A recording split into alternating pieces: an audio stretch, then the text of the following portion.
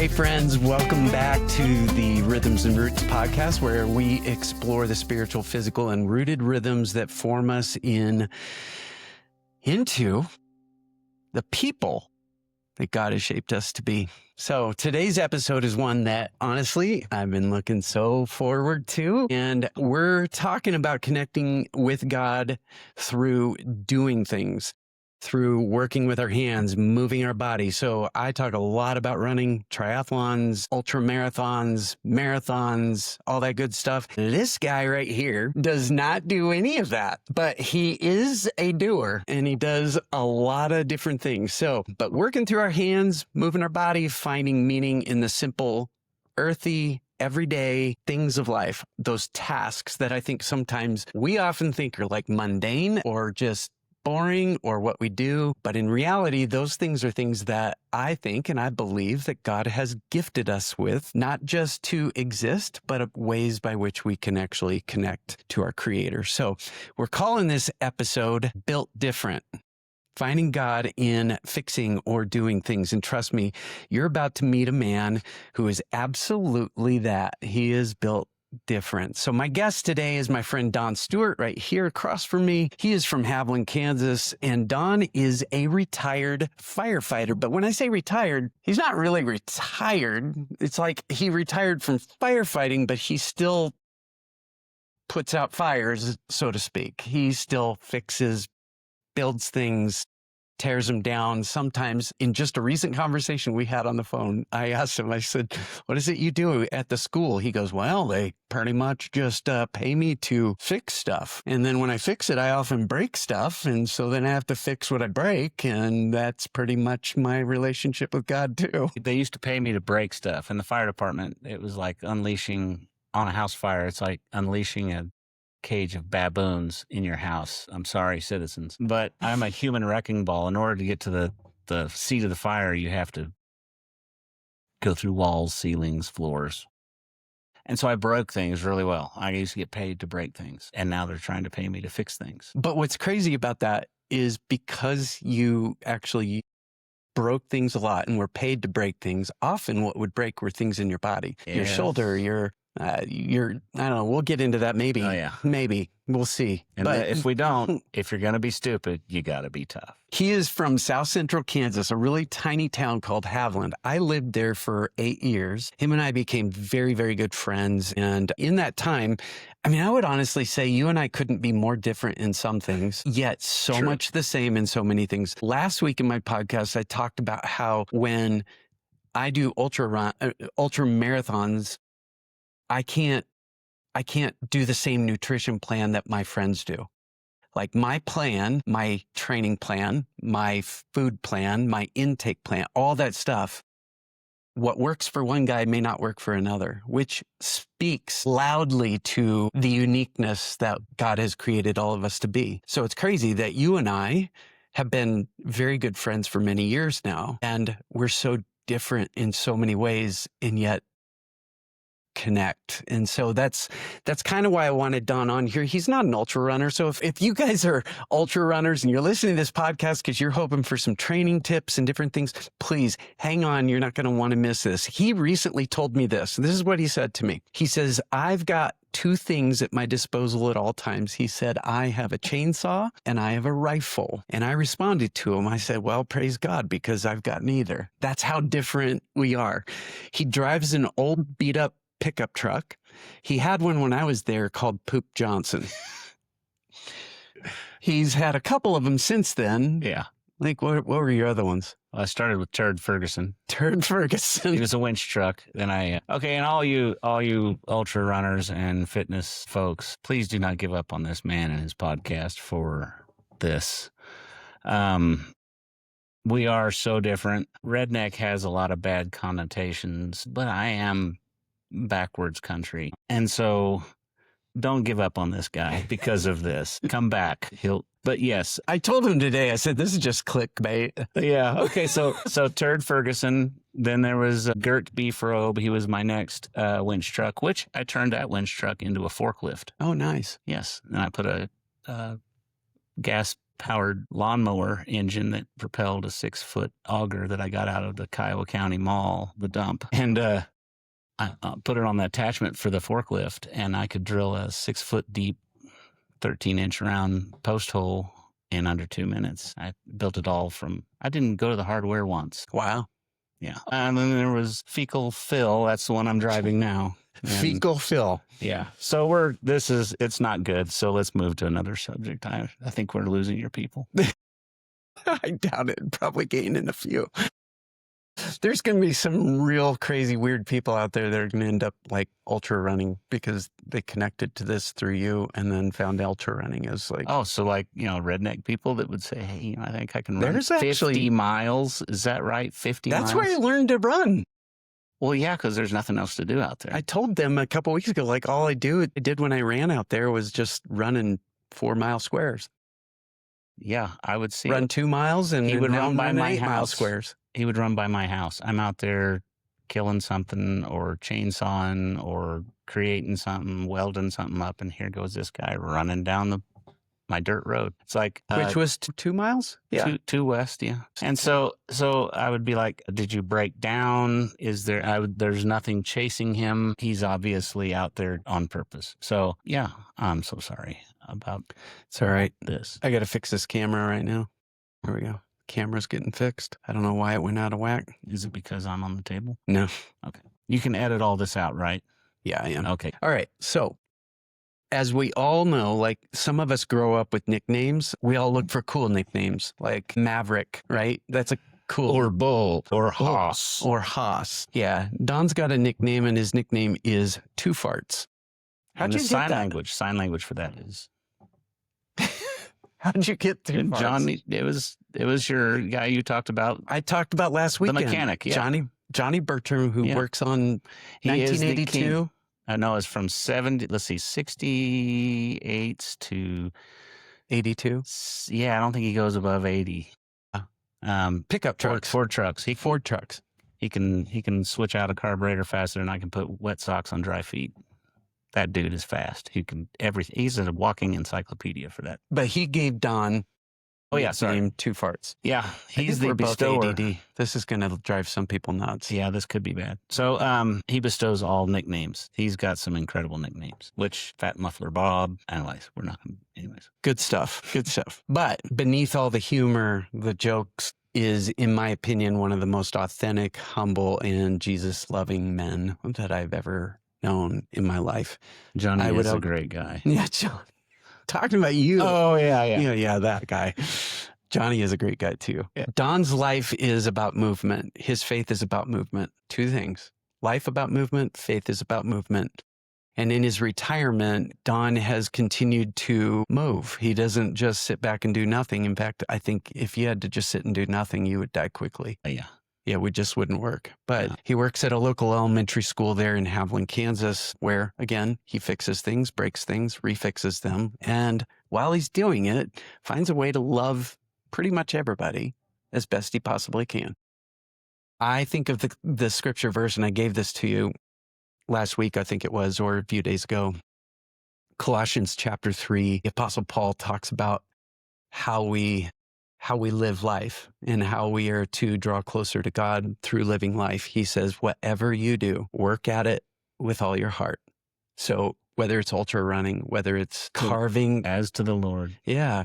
Carving, big, huge trunks of trees into bears. He does that too. He does chainsaw carvings. They're really cool. But whatever you do, work at it with all your heart. As for the Lord, it is the Lord Christ that you are serving. So no matter what you do, right?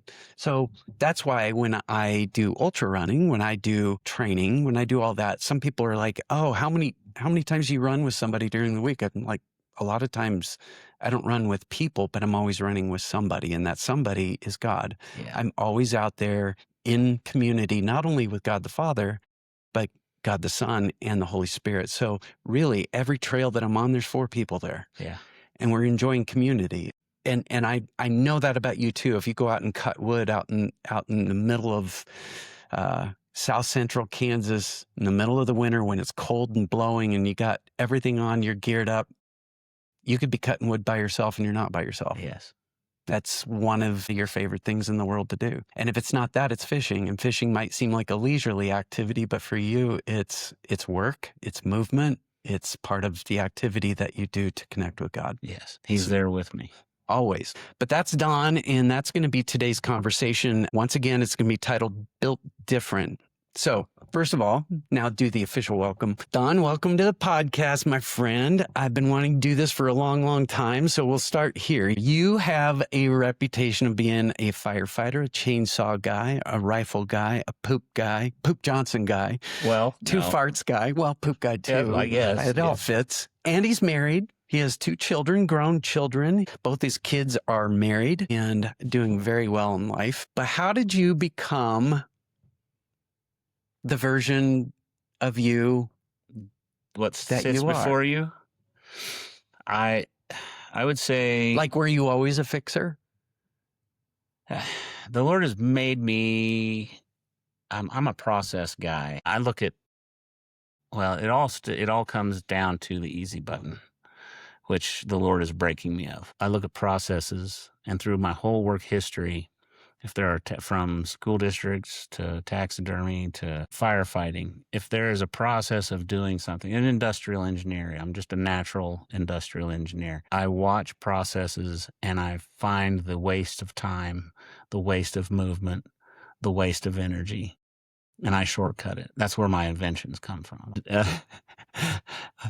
I've got a forklift that I made out of a winch truck. So it's getting from A to Z the quickest, most efficient way. So I've always had that mindset of there's got to be an easier way.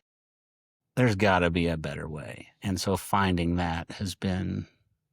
And finding that, as I see you, finding that as being unique to who you are. Like, not trying to copy anybody. Again, last week I talked about how you can't copy somebody else's training plans. You can't copy somebody else's nutrition plan. You can't copy their faith. You cannot fake faith. You can't fake anything really in life. Jesus won't let you fake faith. Absolutely not. He will not participate. You may be participating in that, but he's not joining you. Right, right.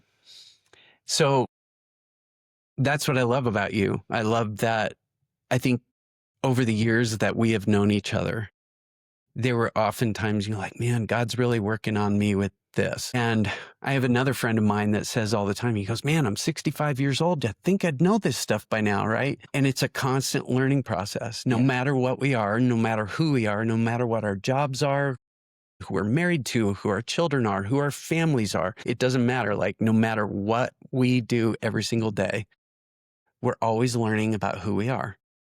And we're always learning about how God loves us in that place, no matter what. Yeah. So I would ask this, like, what does a perfect day for Don Stewart look like? Waking up late because I hate mornings. One of these glorious mornings. You woke up early today. Yeah. But yeah, you like working up, you like waking up late. I do. Well, even if I wake up early, I am slow out of the gate. Waking up is painful. Well, in your little house, that little place 2 miles outside of town, I have never been in a house that I would think is more cozy. So I can't imagine getting up in the morning in the middle of a Kansas winter with 35-mile-an-hour winds. You know, it's 20 degrees. Oh, man. But it's not 20 degrees. That wind chill cuts. 5 below zero. Yeah. And you still get out of the house because, I don't know, I love that place. He's got a wood-burning stove. In fact, right now, while he's gone for 3 days, his stove is smoldering all by itself. Nobody's watching the place. I've got it set. He's a firefighter. With he logs knows what he's doing. Airflow. Yeah. So what does a perfect day look like? I'm getting up late. Making breakfast. Oh, yeah. A firehouse breakfast. Very much so. Oh, man. I've had them The at your house. Covered in over easy eggs, smothered in cheese. English breakfast tea. It's one of my few fancy things. That, my mustache. Very few fancy things, but that's one of the things that I love. And then and probably going out hunting or fishing. I'm leaning more towards fishing. The older I get, the harder it is the more sacred life is. And so the taking of a life of an animal is more impactful. It's more purposeful for meat's sake. Yeah, and you don't like none of that is done for sport per se. Yeah. I mean, there's some sport to it. Yeah, there is. obviously. I like getting big bucks like Bucky. As you guys see right here, this is the first time doing this in my office. This deer is from South Central Kansas, just a few miles to the east of your place, not too far. Yep. And it's the only buck I've ever got. Probably be the only buck I'll ever get. I'm not necessarily a hunter, but I was a hunter because of the community there, and I really enjoyed being around people and being out in a deer blind or out in a field. But yeah, hunting's sacred, man. Yeah, it's something about it. I love hunting. And I used to feed the family. That was one of the ways that we made ends meet on my fire department check only. And Kim stayed home with the kids, and I would get the maximum amount of deer possible a year. I butchered them myself, and we had everything from jerky to steaks to chili, and that's what my kids grew up on. In fact, we had the freezer go out a couple times and ended up having to get beef, and that was the end of it. My kids were like, "What is this?" Well, that's cow, that's steak. I lost them at that point. I mean, they were so used to eating deer that so now, and my wife is officially done. Yeah. But yeah, I'm fascinated by that stuff because yes, it's fun to be out there, but secondly, there's a purpose behind it. Yeah. And for me, it's a purpose. But it's also hard work. It is hard work. Like if you take down like this buck here, Bucky, when I took that down, man, first of all, I got really emotional. Yeah. I'll never forget that. My friend Travis Ross said, "Hey, I'll go get the pickup truck." It was like probably 1.5 miles away. And he said, "The sun's going down. You're going to need a handgun with you right now." He handed me a handgun and he said, "Because the coyotes may be coming after you." And he said, "So don't hesitate to fire that thing in a second, you know?" And he was gone for a while. Yeah. And I was just there with this animal that I took. And I remember like getting all teary-eyed over it because of what it was producing for me. Yeah. And I brought it home that night, took the back straps in. My son ate that night. Leighton said, that's the best meat I've ever had in my life. And it was a sacred thing, you know? So not to make like, I know there are people that might be listening to this that might be against that or whatever. You might be vegan. That's okay. You can have that. I'm okay with that. But for me, I'm not going to demand that you alter your lifestyle for my personal feelings. Because you wouldn't do the same on the other side. I sure wouldn't. Yeah, but there's an activity there, is what I'm trying to say. There's a movement there. There's a purpose behind it. There's a lot of movement there. I mean, you take down a buck and you haul it out.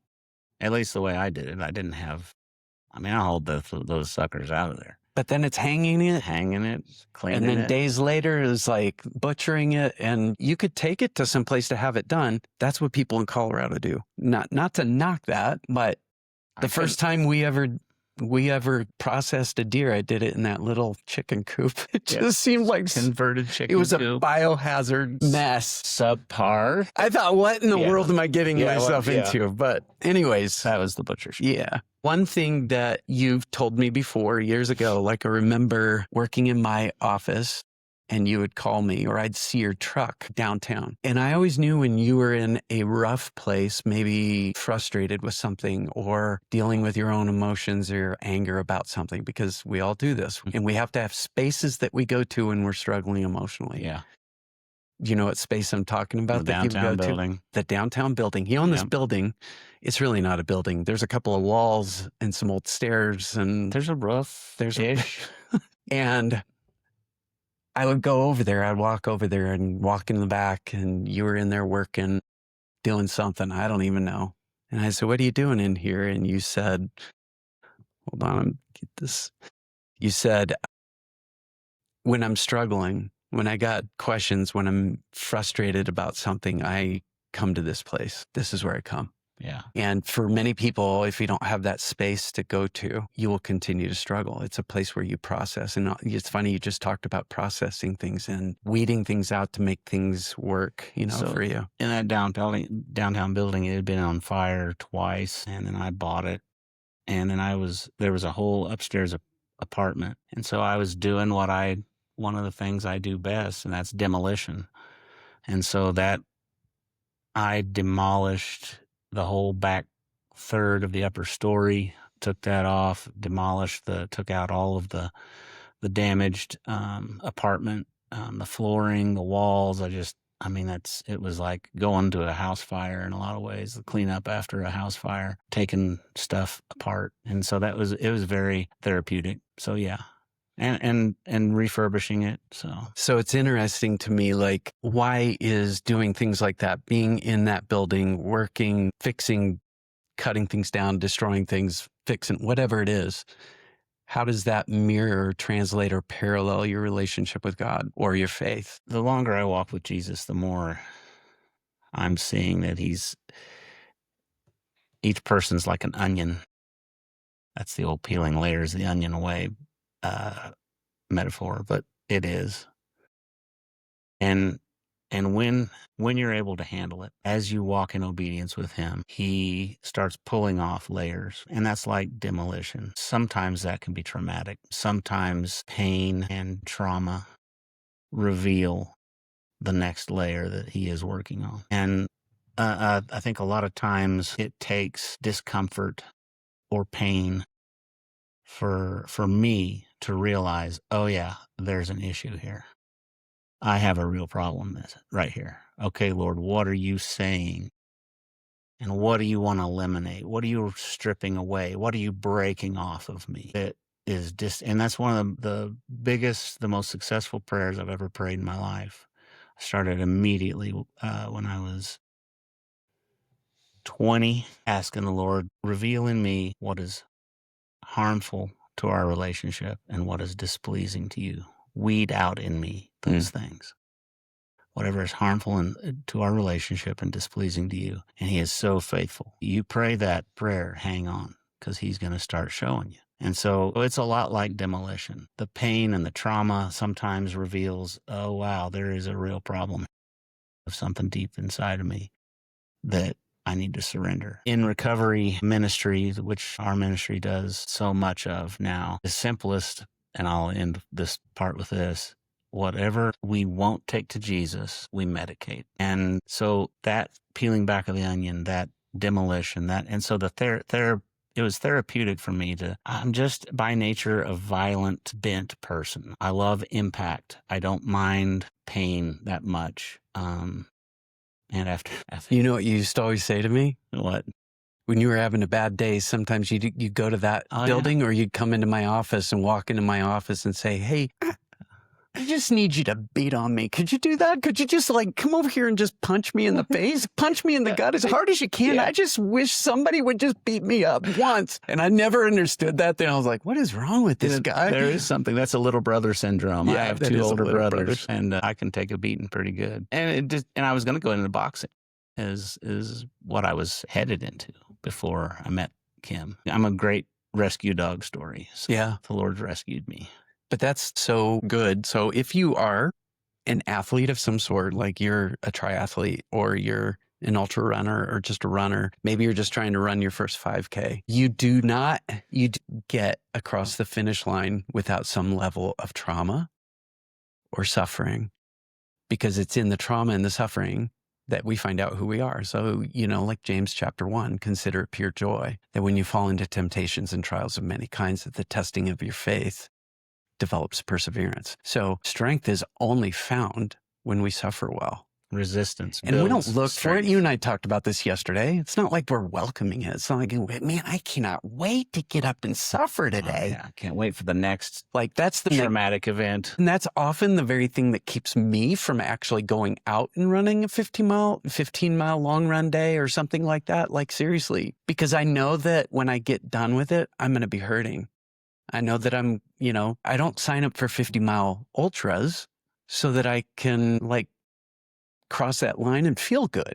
I cross the line and know that the suffering is evidence that I have endured. It's evidence that I've persevered. It's evidence to me that I become a stronger person than I ever thought that I could be. So everything in life that we face that causes some level of suffering, when we get through it, it's like I always tell people, even in our own church, I tell them at the end of the year, first Sunday message, I say, just want to remind you that whatever came at you in 2024, that tried to overcome you, that tried to defeat you, that tried to hurt you or cause you pain. It's over and it's gone. You've endured. Welcome to 2025. Yeah, that's good. You know, nothing has overcome you. You know, there's a correlation between your running and you going through what you know is going to be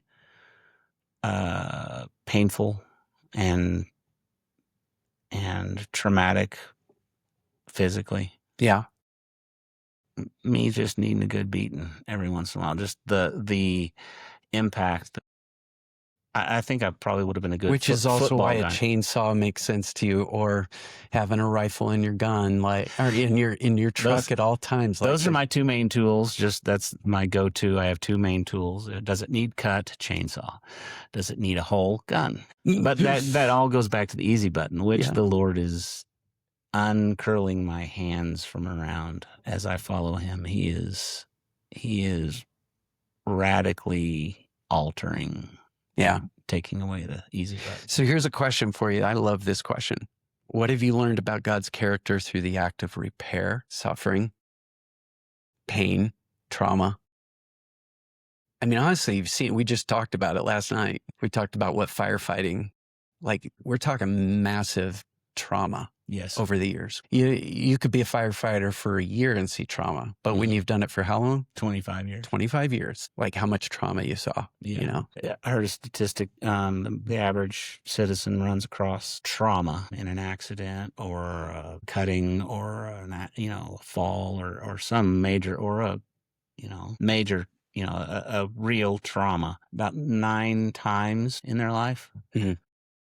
At one of the busiest stations I was at, that was before lunch. And you can't, emergency responders, when they go and they are at this scene, they are trying to bring resolution and resolve chaos. They're trying to bring some form of resolution to that chaos. And those, keep in mind, when you're dealing with police, fire, and EMS, these people are now a part of your trauma. Yeah, no joke. So once the number of traumas that I've been a part of that have now become a part of me, there's no way to really even keep track of. So when you're dealing with those people, realize that you may be having the worst day of your life, but this is like the 30th or 40th seen something like this that they've been a part of. And so it's crazy. It's interesting you say that because I recently listened to a podcast by a lady by the name of Sally McRae. She's a Nike sponsored athlete. She's a professional ultra runner. I just sent her an email the other day. Would love to have her on the podcast. So this is a shout out to you, Sally. But Sally actually interviewed a guy by the name of Andy Glaze, who is a battalion chief in Southern California, who's an ultra runner. And when I say ultra runner, Andy Glaze is an animal. Like he's an animal. Like his record for how long he runs, like 100-mile weeks. He's got a streak of 100-mile weeks, 100 miles in a week of running. And he's a firefighter. And he's married. And he's got kids. So, but one thing that Andy said that I heard him say, I don't know if I heard it in the podcast or I heard it somewhere else. He said, running is my way of controlling. He said, it gives me an opportunity to control the trauma. He said, whereas as a firefighter, and the life that he lived before that, he has a crazy story with a lot of drugs and alcohol in his history. But he talks about how all those things are not necessarily things he can necessarily control. You get a call, you go, and like you just said, you're a part of somebody else's trauma. You're a part of their story, and it's forever, right? It goes on. But he said, I get to choose. And when I say run, he runs 200 miles. He runs 240 miles. He's a nutball, right? And he's amazing. He's just an amazing man and a great runner. I don't even know if he's considered professional. He's not. He's a firefighter. That's what he does. So, wow. But again, we'll get back to that question. What have you learned about God's character in the act of repairing those things? So repairing and artwork and building. Yeah, he's an artist too. It's another thing I didn't mention. I feel the Lord's presence because I invite him into it. I need to do that more in fixing things because I tend to just hammer it out and get after it. But if I would involve him more in the fixing process of things, I know it would go better. Like in artwork, though, when I'm carving, I do chainsaw sculpting, metal sculpting, and stone sculpting. And during the chainsaw sculpting, that's what I did to help fill in the gaps financially while Kim stayed with the kids. I helped raise the kids while I was on duty. When I was in active duty on the fire department, my 2 days off, I would carve. And so I would walk around a stump several times. And if I got stumped in the stump, I would say, Lord Jesus, what do you see? What is in here? And then there it is. I could see it. He wants to be involved. Which is so Genesis. In every aspect of our life. It's just a matter of learning to say, hey, Lord, what is your perspective on this event in my life right now? What is your perspective in what is going on here? So I see his creativity. I see his design in the building process and in the art process. It's amazing. Yeah. And I mean, again, that still goes hand in hand with what I've already talked about a little bit about, that even our seminal story of the Genesis. And for those of you who are not Christians or have a faith, or maybe you're searching or whatever, I just want to encourage you that even if you were to think this is a mythological story, it's still a great story. Still a great story in the sense that if the God that created all things created me is the same God that in Genesis chapter 1:1 says, in the beginning, God created, that God is an artist. Great artists take what's available to them and they make something beautiful out of it.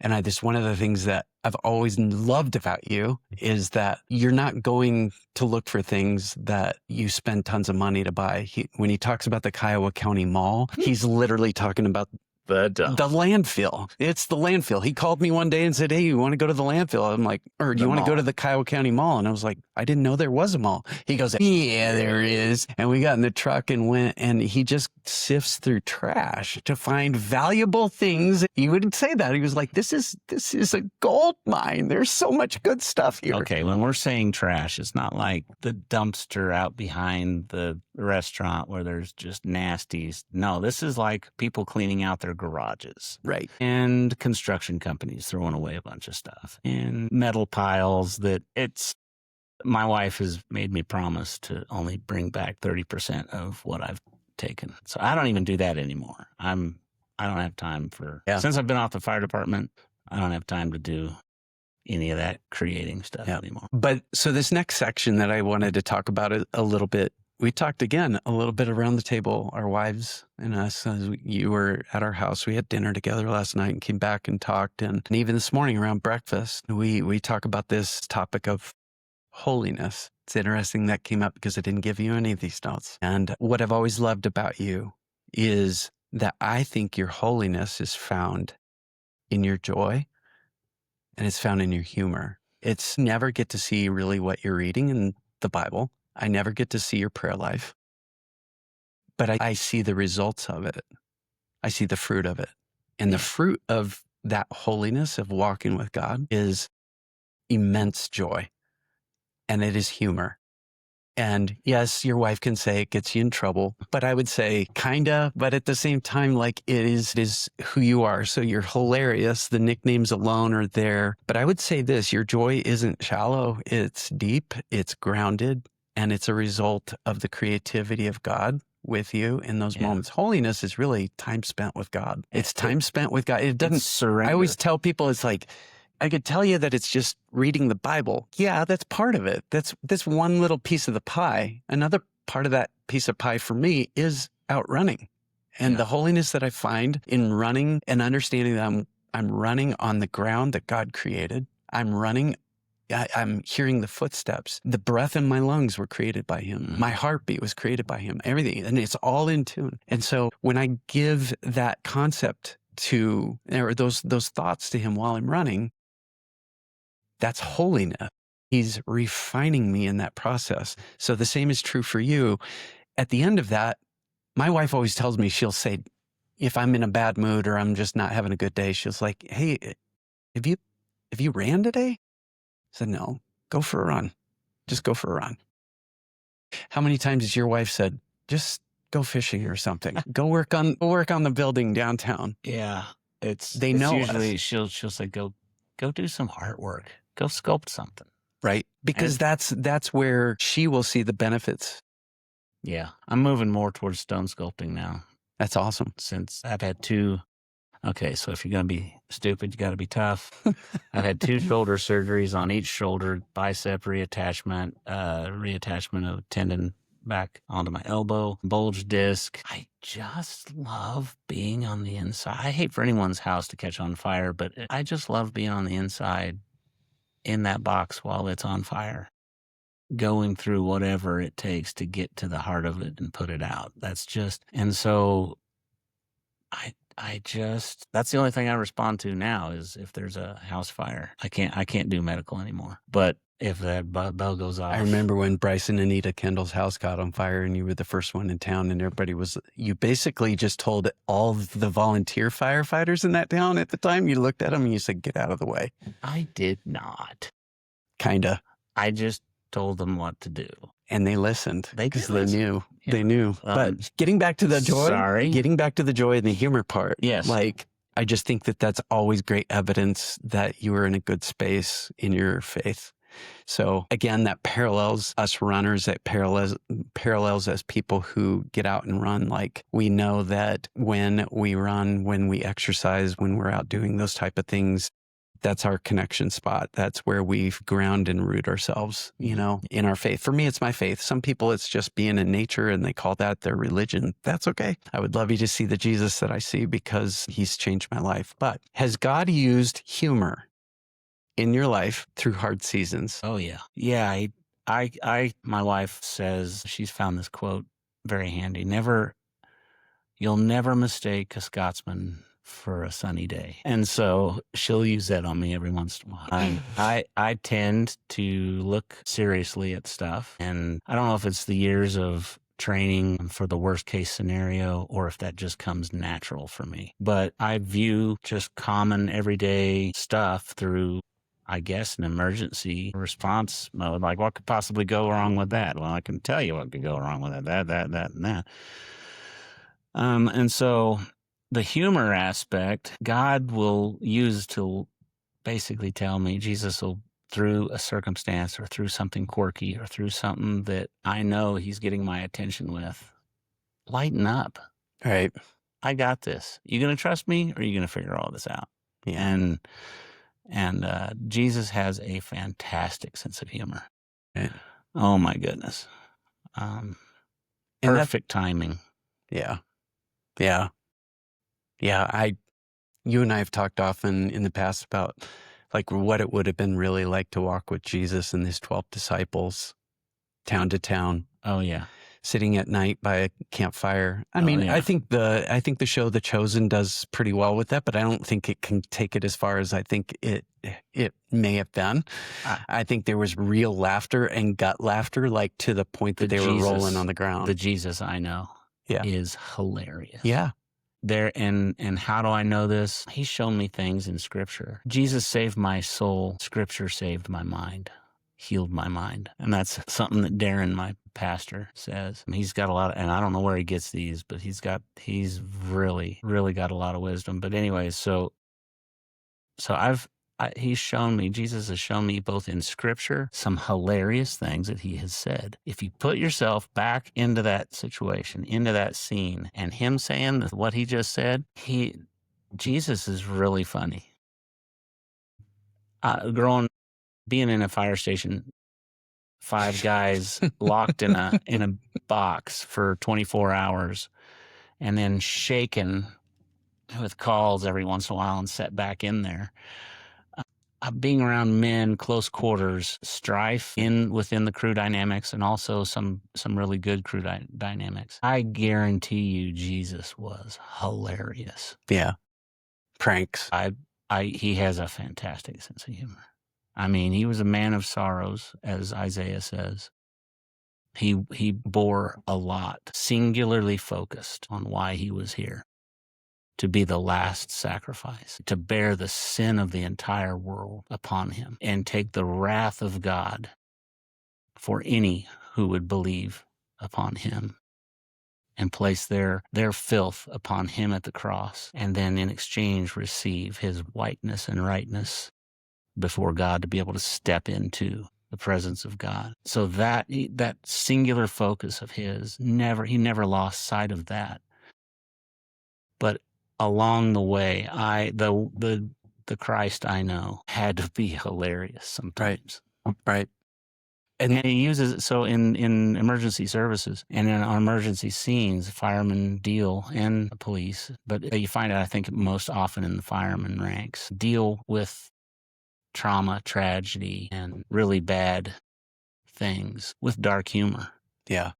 We do in hospice too. It's the only way to relate to it. You know, in some way you got to break down what seems confusing to our souls and our minds To pick out to make it relatable. You have to pick out the one little odd quirk in this horrible thing that happened and redirect focus upon that instead of the tragedy. Yeah, it's interesting because when we talk about humor, I think the root of humor is often joy. Humor causes happiness. Yeah. It can cause people to be happy, Yeah. but happiness is not a root of anything. It's a result. Yeah. Right? Yeah. You know, humor has to have a root and a source of something. Yeah. And that is joy, right? And there's a huge difference between joy and happiness, or even humor. That's why in the spiritual realm, the fruit of the Spirit is not fruits of the Spirit. It's not like, oh, I'm going to get a little bit more joy today and I'm going to get a little bit of peace. No, you get all of it. But notice how in love, joy, peace, patience, kindness, gentleness, goodness, self-control, all those, the fruit of the Spirit, happiness is not in there. Right. Happiness is happenings, happenstance, whatever happens. It's a result of joy. It's a result of those humor. Happenings can be good or bad. It can be, if you rely on happiness, your circumstances control happiness. Totally. Nothing controls joy. Right. The joy is controlled by your rightness with God. Joy is controlled by your status with God, peace with God. Chiefs used to get so ticked at me in a loving way. Yeah, now, any chief that hears this might disagree, but we'd be all huddled up after a major incident or a scene, and they'd be pointing over here, pointing over there, and you need to go, okay, now on this next thing, we need to go over this. And then every time if I was near enough to them, I'd be trying to grab that finger. And if I could grab that finger, they would be looking at me like, what are you doing? And I'd pull it, and then they would rip it away from it, and I'd say, it's broken. So everybody would start laughing, or just stupid stuff like that I would do. And that's what's been great too about our relationship. There's never been a time that I ever remember in that relationship where it was lacking laughter. Yeah. I think, and you're going to hear on some of these other episodes that I'll have, you know, like as I'm recording this now, it'll be, I think, the third or fourth episode of this next series, this next season, but I'm going to also have Ryan Kendall on. My relationship with Ryan's very different than yours. In fact, you know, Ryan and I laugh at things that you and I don't laugh at. You and I laugh at things Ryan and I wouldn't laugh at. But I can tell you this, the joy that I have with both of you as pretty much my best friends in life is it's rooted in faith. You know, I don't have those type of relationships with anybody else. And I've yet to find very many of those even here in Colorado. You don't run into them very often in life. Arguably, I would say that the guys that I run with every week, we have this shared common bond of running. Mm-hmm. And again, I say this because I know you guys are listening to this now because you've actually quoted me. And I just find it crazy and humble that you would even listen to a podcast that I put out there. But you listen to me every time we run. So we'll be out running for an hour and a half. And I'm sure by the time they're done, I'm tired of listening to Donnie right now. I'm going to go home. So the fact that you're listening even after on, you know, just driving around in your car or whatever it is, I'm humbled by that. But the joy that we find running together, And I don't know where these guys, we don't talk about it a lot, and maybe we will someday about faith, but we do a little bit. And they ask me questions and I give them my answers, and they've respected me for where I'm at. But we have a common bond of joy and friendship that is always rooted in humor. I have one guy that is just, I mean, Joe, if you're listening, Joe, you are one of the funniest guys I've ever met in my life. He is so intelligent and so brilliant. His quick-witted responses are like mind-shatteringly, like it just blows my mind. That's some of awesome. his quick responses. But you're that way too. Like some of the things you say just off the cuff, I just go, wait, double take. I have to like listen to it again and again. I have to like go, what did you say? You're like, you never heard that. You've never heard that? No, I've never heard that. So but I want to touch on something here. The acceptance of you amongst your running group. And I would say I experienced this, and I would say one of the reasons you're experiencing that acceptance is because you're authentic. They've told me that. Yes. But they are too with me. Yeah. You know, they're real. I'm not trying to paint a picture that's different than who I am. And that's the way I am. If it's my shirt, I got to wear it. If I let my temper get away from me, I own it. And I go back, well, Jesus will not let me get away with treating someone horribly in a time of anger or heated. He will take me back to that person, just like a good father telling the kid, you need to go make that right. I've had to own so much stuff. I have had to own so much crow, but I'm authentic. I'm not faking anything. Mm-hmm. And so what you see is what you get, and the same with you. Well, I know that's one reason we get along so well, is because we're authentic. And we're letting the Lord have this and shape it and mold it. Yeah. And surrender. I think a life of surrender to the shepherd produces a very open, vulnerable, and authentic person. So I wanted to throw that for sure. For sure. No, I appreciate that. That means a lot to me. And the guys and the people that I work with every day, even in hospice, I know not everybody shares my faith. And I'm humbled that people would give me space to be who I am. But I know that often happens when I give them space to be who they are. That is tolerance. We may not agree. Yeah. But we allow you your free speech. We allow you your belief system. And our belief system is not going to constrict, confine, and destroy your belief system. That's real tolerance. Yeah, but my hope is that what I find in my faith, what is rooted deeply inside my faith and through Jesus, through the power of the Holy Spirit and walking with God every day, the Trinity, the Trinitarian relationship, that I'm never alone. I'm with three others all the time. It's Amen. The four of us always together, right? And I believe that. And some might just say, well, that's just a weird mindset. You got imaginary friends out there. It's like, well. Just for the record, with me, it's beyond coincidence right. of these others that he's talking about. At what point do you give up on coincidence? Right. I know. I have reached out into the supernatural and have been grasped by a living being. Right. Yeah. Yeah. Totally. I get it. I'm with you. And the crazy thing, I've seen him give I've seen him answer prayer that is absolutely beyond coincidence. Need presented, prayer made, answer given. Yeah. It's rinse and repeat. There's no more room for coincidence. I love this story about Gary Player. Gary Player was a famous South African golfer. He's still alive, but when he won the PGA championship, very first time that he won it, I don't know if he won it more than once, but this first time that he won it, he was really not on the spectrum. Nobody thought that he was even in the realm of being a PGA champion in any way, shape, or form. He came out of nowhere. So in the locker room following, some reporter came up to him and she asked him, she goes, how does it feel to be the champ today that nobody thought you could ever be? I mean, and he goes, he said, it's interesting. He said, when it comes to golf, the more I practice it, the better I get. And it's so true with faith, with running, with health, with eating habits, with everything that we do. When you practice what you know is the right thing to do and you keep doing it, it becomes muscle memory. It becomes who you are. It changes and transforms you into the person that you're supposed to be. You know, I got guys, people that I know in the ultra running community that it's like, they weren't even athletes in high school.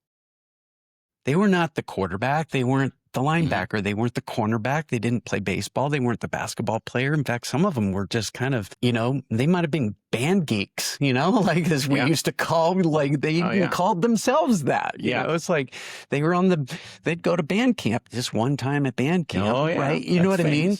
Yeah. But now they're ultra runners and they're long distance runners, and they're amazing because it's not about athletic performance for any of things or being a health nut with the way you eat or any of that stuff. It's literally about a mindset and a desire to push yourself to places that you know you got to go that are going to be helpful to you. And over time, small incremental changes, suddenly everything changes. You begin to transform into what you're practicing.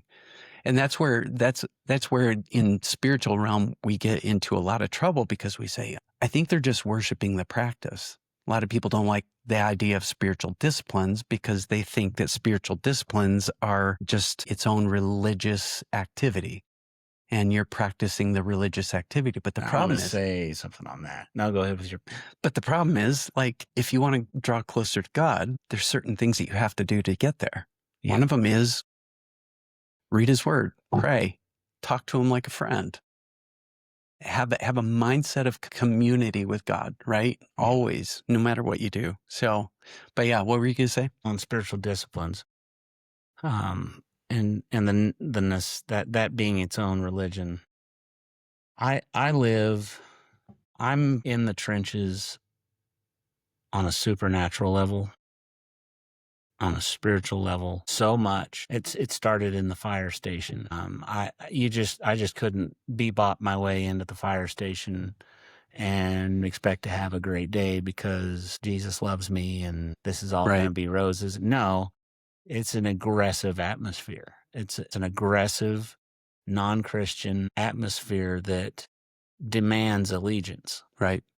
And if you don't bow the knee, and this is the way it is on other occupations as well, but if you don't bow the knee and conform, then you will receive flack and pushback. And also the aspect of you call yourself a Christian. Well, if we push this button, that button, pull this lever and slice right there, your head's going to pop off and you're going to cuss us out and you're going to lose your religion just like Amos did at Station 43. And so there was a constant push button, just to probe, a constant test to see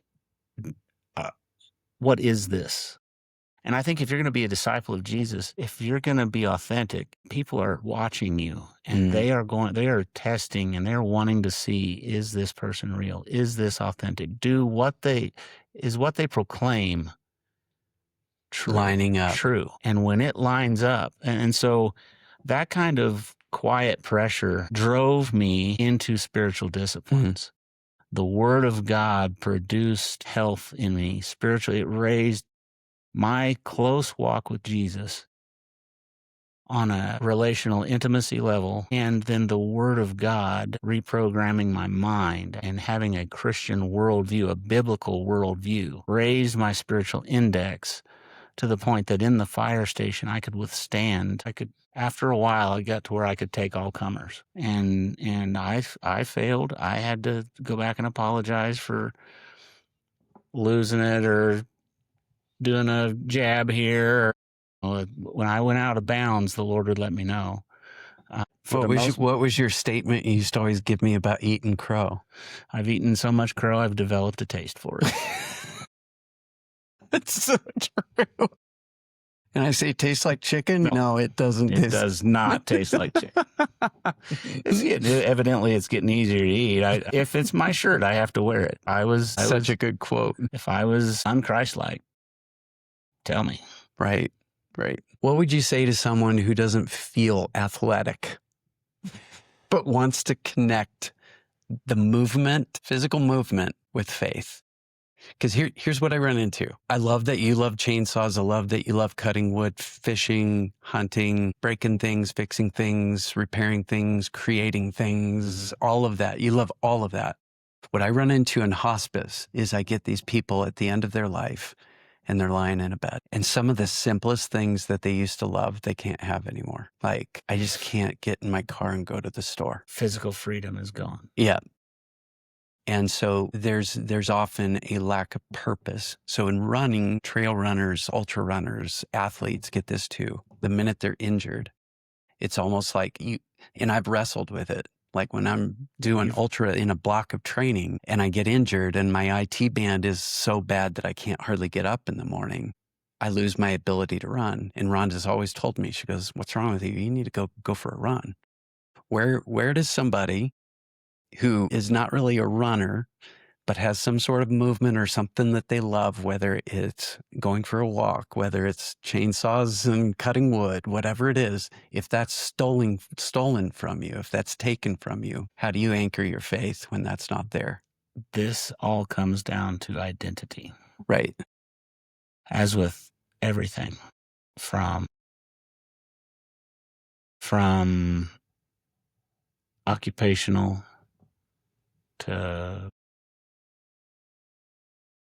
in nearly you name an aspect of life. If who you are is dependent upon how you move or what you do. Right. And that's what this is something my son taught me. The Lord showed me and gave me through my son, Ben. He said, "Dad, it all comes down to identity." And he preached this sermon. This was before his stroke. And my son at 20 had a heart valve infection, and some infection broke off and caused a stroke.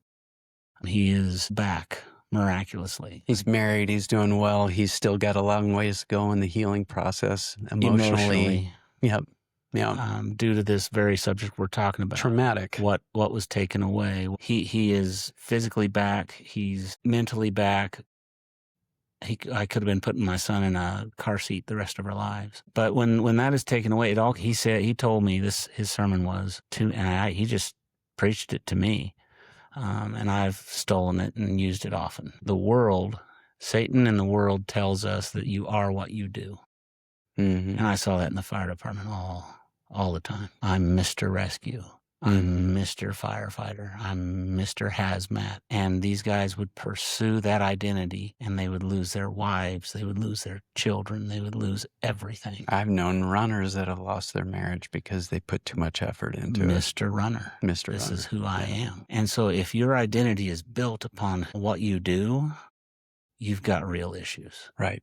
But and I've watched this. But when it promotes who you are, when it actually encourages and builds who you are, and it's not the primary. It's one of the very things that actually builds your character. It's an enhancer. It's an enhancer. It's like salt to food. Like I was going to say an avocado. Yeah. I mean, it's a flavor enhancer. Yeah. But when the most, and I've watched, and the most healthy, happy, content people I know are the ones who have sat on the lap of their creator and asked him, "Who do you say I am?" Right. And when a man or woman will hold still and allow the Lord to tell them who they are, who he's made them to be, it most often is a son of the king or a daughter of the king, beloved, greatly cherished.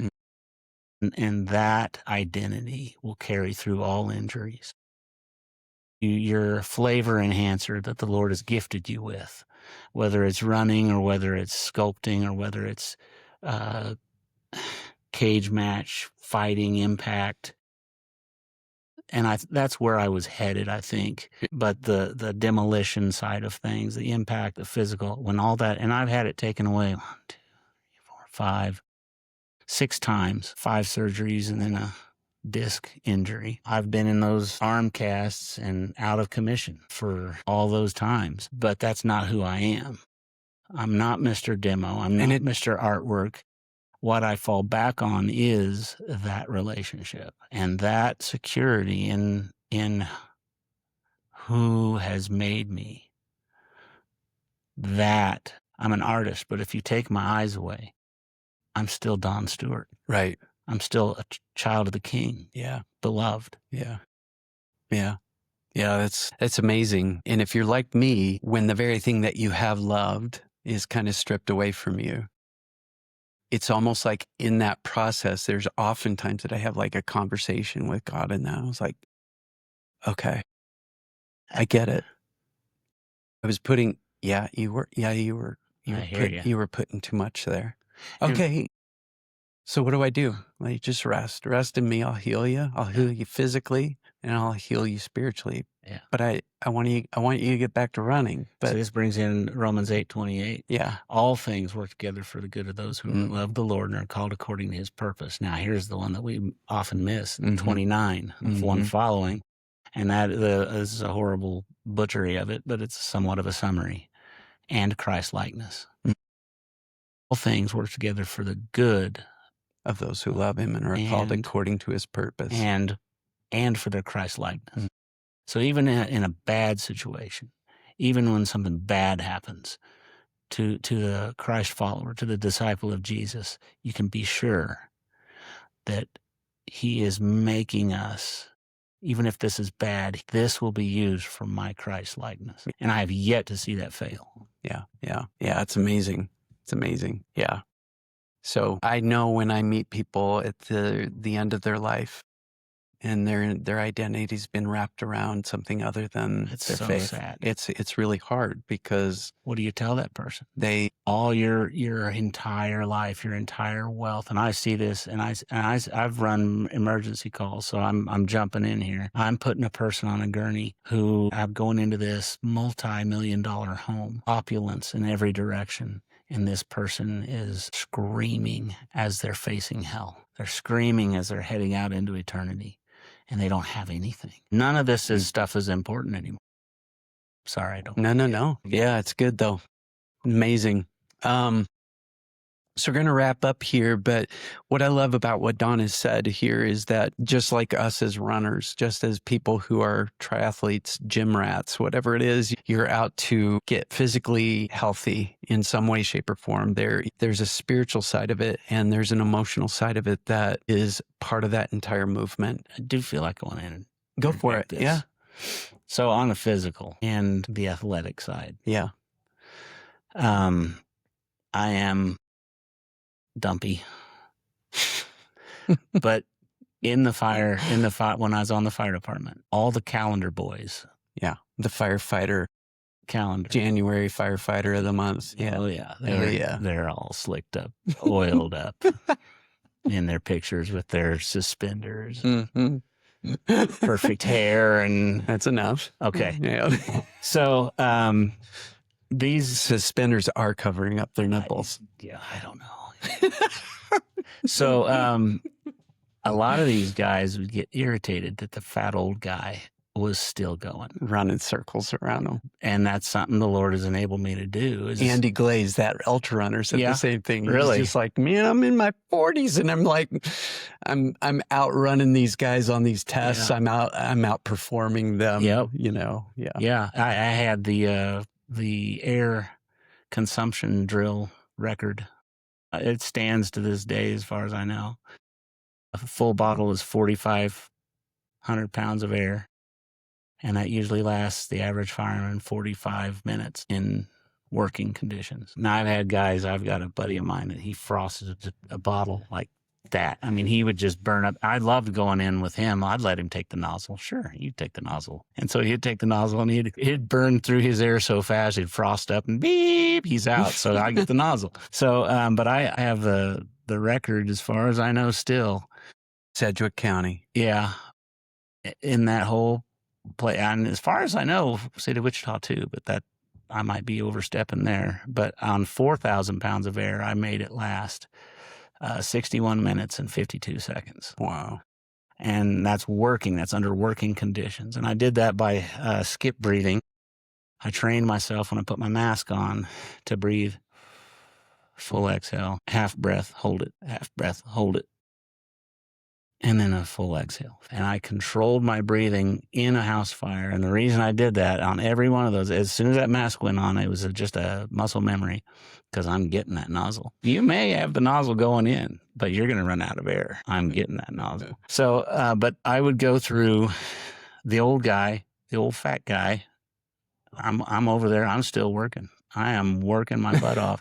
And all these guys doing the PX90, is that what it was called? They're doing all this exercise and stuff. They do all that in the stations. They're just hutting and they're just doing all the weights and the running and everything. And I'm over there drinking coffee and watching TV or whatever. And out on the scene, I just hands down almost always kick their rears.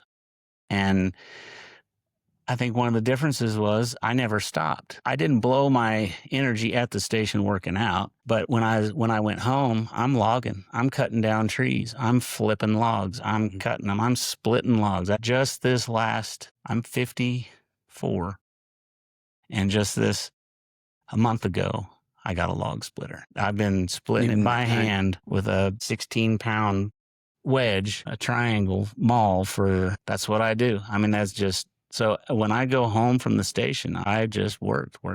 And to this day, there was no real days off. No. Sunday. I'm not playing video games. But even Sunday was always days you go to church and then it was something else. It was. I always tried to not physically work. But enjoy something. Be with the family, go fishing.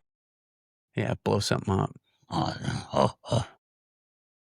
And so then today, even today at this job, the summer cruise, I get college and high school guys, and I just tell them, hey, your job is just to keep up with the old man. Yeah.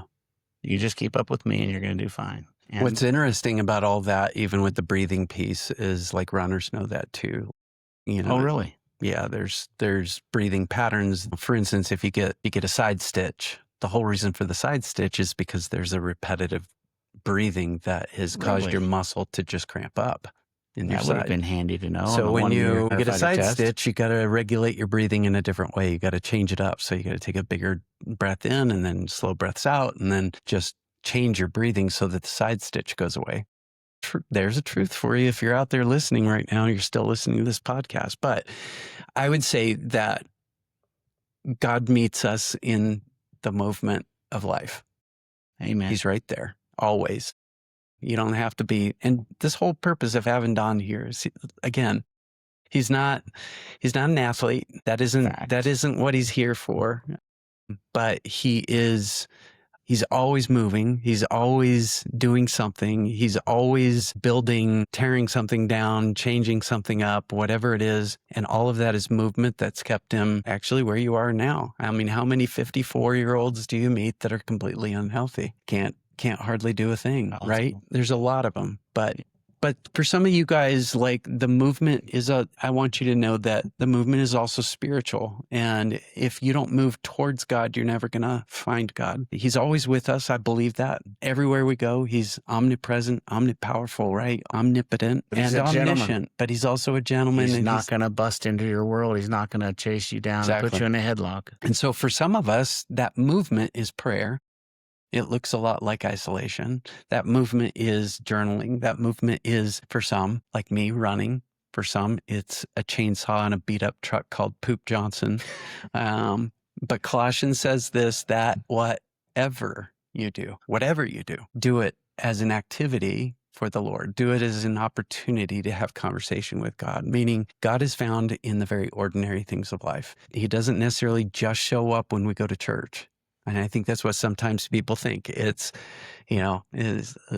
like church is only a place by which I celebrate with the community of faith that I have. Church is the people. It's the people. And so if you're not doing church during the week, then you'll never have church on Sunday. Real church on Sunday is found when you have actually connected with God in every movement that you have in life throughout the week. And then you come here and we celebrate it together. That's what it's about. That's what that community is like. So, but for us, for everybody, it is about fixing. It is about repairing. It is about rebuilding. In the work that we do in our hands and our hearts, the question isn't what you do. This is all in my notes. You just shared all this. You're not identified by what you do. You're identified who you do it for. Where's your connection point? The question is, can you meet Jesus in the activity? If you can't, I'd say it's not worth it. Oh, A.W. Tozer, he is here and he is speaking. Yep. Always. So what's the activity that wakes you up? What clears your head? What opens your heart? What draws you closer to God? For Don, it's fixing and building things. For some, it's running and walking and lifting and cycling and gardening and hiking and swimming and woodworking. Whatever it is, do it with all your heart. Do it with all your mind. Do it with all your soul. And worship is the result. So Don, thank you so much for being here. I'm grateful that we got to do this and we got to record it exactly the way you are. I've had some like mess ups on the technology here today. There's been moments where the camera was zoomed in and it zoomed out, and it's so imperfect, but it's actually perfect because that's exactly who we are. We're not perfect people. So join us next time as we continue this series, season 2, called Abide. And I'm hoping in the next week we'll have another guest, but until then, I would just encourage you to keep moving, keep abiding, find your roots and your rhythms. And I'm glad you're here, glad you're listening, and we'll see you guys next week.